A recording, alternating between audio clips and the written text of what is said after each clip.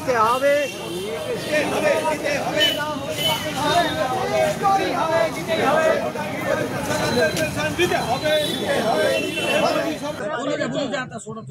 विमलबाई देवरे लक्ष्मण माझे बी मिस्टर काम करत होते अंबासिडर हॉटेलमध्ये. त्याला रिटायर होऊन 2004 मध्ये झाले. आमचा 500 रुपयामध्ये गुजारा कसा करायचा. मी धुणे भांड्याची कामं करते आज जवळजवळ 40 वर्षापूर्वी. हो, 500 रुपयाचा मोदी सरकाराकडून हिशोब लावून घ्या. याच्या औषध गोळ्या करायच्या का खाणंपिणं करायचं का कुठं जाणं येणं करायचं. 10-12 वर्ष झाले त्यांच्या कानावर आपली लढाई जात नाही का. बैरे येत का ते. आपण त्यांना मतदान देतो, त्यांना मोठा करतो. ते आपल्याला किती हैराण करू राहिले. तुमची साधी एवढी गोष्ट 10 वर्षापूर्वी ते ऐका नाही. त्यांना ऐकू येत नाही आहे का. हां, एक द्या नाही तर तुम्ही एक काम करा. मला सरकारला म्हणावं एक आमचं जीवन ह्या ठिकाणी संपवून टाका. कारण की आता आमच्यामध्ये शक्ती राहिली नाही कामं धंदे करायची.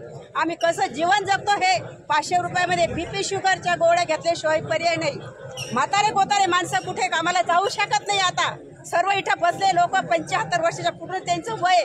ते काय करतील. मुला बाळाला पण नोकऱ्या नाही आहे, ते पण हातावरचे. तर एकच सरकारला सांगायचं मला काय जास्त. मी 10 वर्षापासून मिटिंगी चालू होत्या. मी आज सुट्टी घेऊन इथं आले खास बोलण्यासाठी.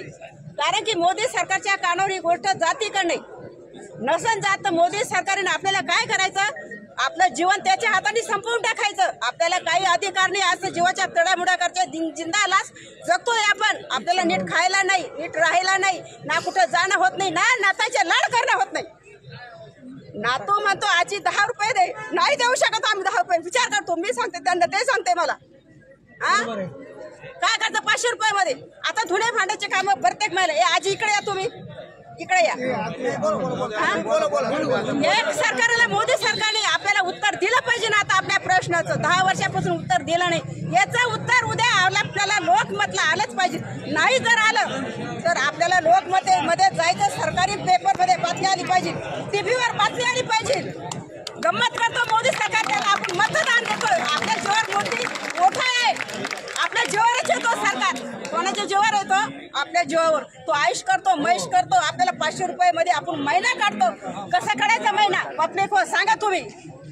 या सरकारचं करायचं काय. या सरकारचं करायचं काय.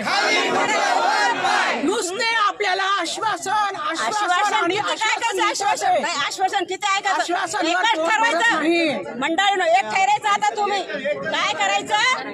एक आमची पेन्शन वाढव, नाही तर आमचं वाला जीवन संपून टाकणं या ठिकाणी टाकायचं. हो, आम्ही जर घरात आत्महत्या केली आमच्या मुलावर तक्रार होईल. त्यांच्याकडे भांडायला पैसा नाही. घरी जर आत्महत्या केली आत्महत्या करायच्याच वेळ आम्हाला पेन्शन धारकाला पर्याय काही आता राहिलेला नाही. आणि आता आत्महत्या करायची तर कुठे करायची. एक तर कलेक्टरला करू, नाही तर अशा ठिकाणी करू. आम्ही आमच्या घरात करणार नाही. आता धन्यवाद.